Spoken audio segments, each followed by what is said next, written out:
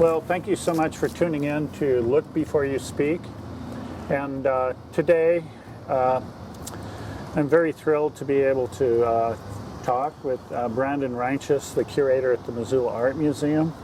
And this is really about providing a venue for public art, and the museum working for 2 or 3 years in order to achieve an additional venue for public art. And I'm thrilled that Bandon is going to spend a little time with us today on just that venue. There's no sculptures installed, but I believe we'll be able to look at where those might be positioned and talk a little bit about the process of how those will be selected and installed and how long they'll be up or things like that. This program is really about talking about art and not necessarily having judgment statements, but just informing the public of the importance of venues such as this. So, Bandon, thanks for coming on. Thanks, Steve. Yeah. You want to describe the process that this has gone through to become what it is? Well, the museum was working on the idea for this when you were still here, you know, much earlier than I was. And in fact, when the museum expanded in 2006, that was one of the ideas they had, was to create this really wonderful public realm for viewing art and sculpture. And so I think since 2006, that's really been a vision that the whole institution's worked towards. And Laura in particular has really spearheaded that and done a lot of the legwork to make it. Laura Millen, the director. Yeah. And so now you can see we're sitting in the nearly completed art park, and on these beautiful benches with this great landscaping. And what we're sitting in the plaza area, and as you can see, looking around, we've created all these situations for art to be installed in. And so we're getting ready to install art. We're going to open on April 21st and 22nd, and we've commissioned 6 artists to create 5 pieces of art, because one of those is a collaborative team of Ann Appleby and Kim Reineking.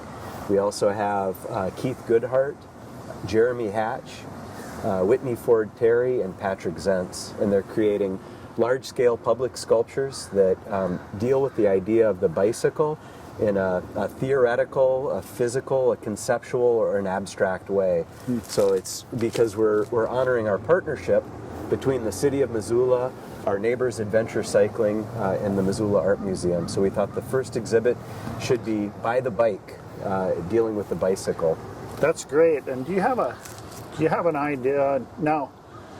You know, that opening's a little more than a week away. Yeah. And do you have an idea how long those sculptures will be up? Yeah, we've really looked at how to program a place like this that never shuts down, never goes to sleep, is accessible 24 hours a day, and really relies on the vagaries of the season. And we've decided that we're going to do season-long installations. So it'll be installed the week of April 17th, and it'll run all the way until November 4th, I believe. So in the meantime, are you putting... I mean, this sounds like a lot. It is a lot. I mean, a lot of programming. Yeah, it's pretty amazing. Yeah, so how are you going to begin to tackle the next season? So are you putting calls out, or you've decided who you want in the plaza? I mean, what goes into all of that? This is a pretty experimental phase to see how this works and how the public interacts, and so we're taking it just one season at a time. Initially we thought we were going to do 2 smaller exhibitions, and then we thought, you know, the amount of expense and effort it takes to get 5 large-scale public sculptures installed in the public sphere and have it secure and do programming around it, that we wanted to just do that so that the exhibition would last spring, summer, and fall. And then looking ahead, we've begun some discussions with other artists And this time it was very unusual because we did commissions. We invited people. It was an invitation process, and we ended up providing a stipend for them to build the sculpture. They keep the sculpture as their personal property, and they can sell it or display it or do whatever they want. But to commission a work, I think, is really pretty amazing, and it's something MAM really believes in, as you know, supporting artists directly and supporting the creation of new artworks.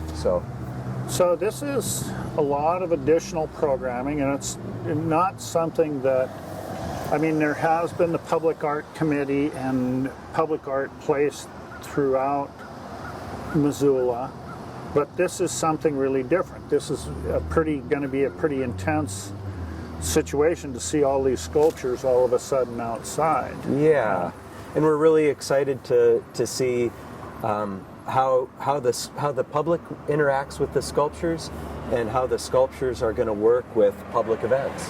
So it's very experimental right now, and there's a huge learning curve, and I think we're excited to see what's going to happen. Yeah, and I think that in some ways, maybe the museum, as it's evolved and developed, has a visual presence on Patty Street, and then now all of a sudden on Pine. Yeah. And out in, there's been some traffic lanes taken away, and the presence of this is not going to be, you're not going to be able to hide the presence of the museum or the identity of adventure cycling, or the relationship that you're having in the community with the business community and with the city of Missoula. And that was really one of our goals. We had a number of business partners from downtown come up and stand behind this, and we're really excited and proud about that. When we conceived of the idea of a park, you don't have an opportunity to create a new public park, but once a century or something like that. So this is to be able to carve out a space out of existing ground like this, when you're kind of already hemmed in by streets and buildings, was unusual. But it's a trend that we're seeing nationwide with little micro parks and kind of focused parks, and really trying to create opportunities for public art. And so that's when we looked at the ground here and saw what was capable. You're right, they did neck down the traffic lanes, but it didn't end up taking a lane away. It just squeezes because the park I see. Okay. goes on both sides. And they wanted it to be a visual cue for people who are drivers, just to slow down and be aware of pedestrians and kind of any activities that might happen in the park. And there are some times when we may put in a request to the city to close the street down and have some sort of cultural celebration extend from the MAM side to the adventure cycling side and kind of expand there. But you're right, looking at this building, it's an old Carnegie library, and you don't necessarily think contemporary art when you see the facade and the exterior here with the rows of brickwork and the tile. And so we thought, well, we would really like to communicate our mission and our dedication to contemporary art and living artists when you approach the building, and you can see from the outside exactly what we stand for and what's motivating us. And so when people come from Higgins or approach from this side, they'll see these very contemporary sculptures, and you'll know, I think on the other side you have the advantage of seeing the addition to the museum, and there's some glass and some angles. When we do the 5th grade program, that's what the kids always notice. We're standing in a very modern architecture, but this side, there's no modern architecture to kind of clue you into what the museum's mission is. There's a couple of other aspects about the art park that are pretty obvious, and 2 or 3 of them. One is the convenience of public access through parking right in the front, like bus, and that's a remarkable improvement. And then, do you want to comment at all on any of the vegetation that's been planted here and the selection of that, or the decisions around any of that? Karis Nursery really stepped up and became a very important partner for the Missoula Art Museum, and we're very grateful to Karis Nursery. You can see the new plantings that took place over the weekend. We had a big volunteer effort to put in hundreds of kinnikinick plants. We really wanted a vegetation that was going to be hardy, native, indigenous. Really easy to care for. And also unobtrusive, so that it didn't take over some of the areas that we had cited for sculpture. And so you can see it's a very low maintenance landscape, but very aesthetically pleasing. It's this kind of hardscaping. We've put in some different types of trees around the plaza using a silvicell technique that doesn't compact the dirt. And allows the roots to grow and flourish, so it's supposed to be much healthier for the trees. So it's really been an amazing partnership with all these different people with areas of expertise. You're right about the drop-off area in the front. One of the things that happened when this got put in is the sidewalks had to be reconfigured and kind of moved the areas of flow through there. And so one of the things that you see up front is we're always worried about accessibility and increasing accessibility, and also our educational mandate as an institution. And so we felt like having a much more accessible ramp and direct path to the museum was of utmost importance, as well as offloading for buses and educational groups, tours and things like that. You know, in addition to providing this venue for public art, which, you know, sounds like it's evolving and changing in how you're going to manage that, but, and not a superfluous issue is the fact that there is a restroom provided. Yes. And for public convenience, and that was part of the partnership with the city of Missoula.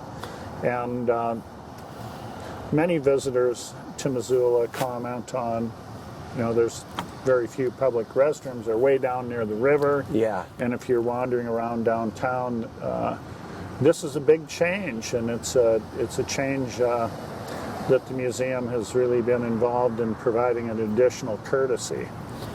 Yeah, and it's really a human rights issue in a certain sense, where you have to provide adequate facilities for everyone. We're part of a community. We're part of downtown, and to have a restroom on the north end of downtown that's accessible for everyone was really important, and it was one of the things that I think Laura really fought for and championed. Mm-hmm.